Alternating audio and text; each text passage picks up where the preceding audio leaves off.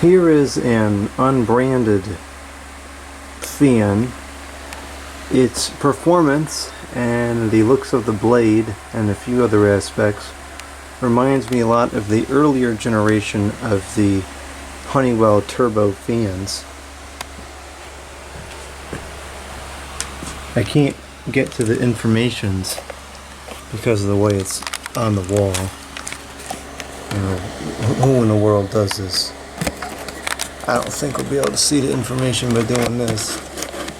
I can't see the preview of the video, so maybe this is capturing something, maybe it's not, I don't know. Anyways, it's covered in pollen. 3 speeds. Let's start it up.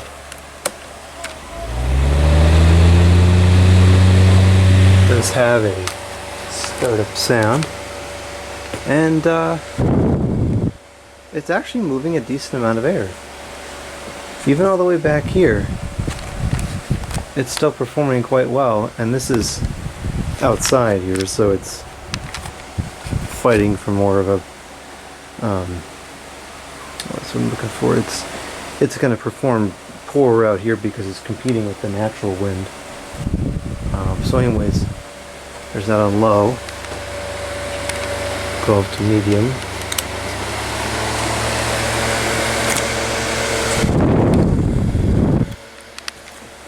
I think this definitely outperforms the current version of the Honeywell turbo fan. I'm all the way across the room now, which is a good 10 feet or so, and there's a strong breeze. And let's go to high.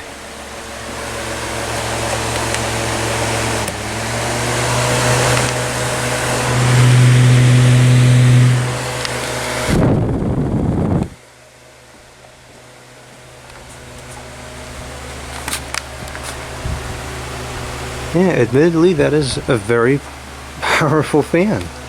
Of course, only time will tell how long it's going to last. I'm sure, like most other fans with these El Cheapo shaded pole motors, it's probably going to lock up or get rattly at some point in the relatively near future, but for now, it seems to run pretty well. I think I'm going to do some investigating and try to figure out what brand this is and see if I can get myself one if it's at a reasonable price.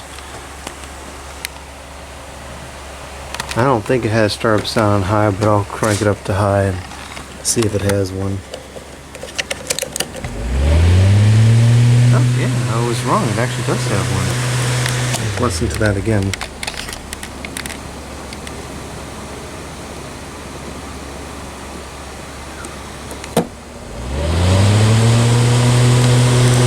I can start up on medium too, since it does inherently have one.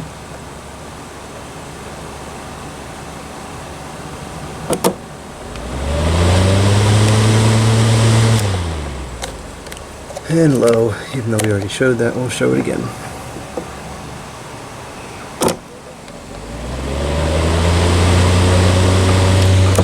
And spin down.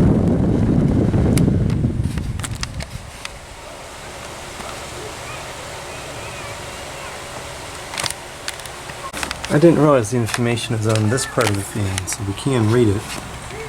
Although I'm still having a hard time reading what it says because of all the pollen.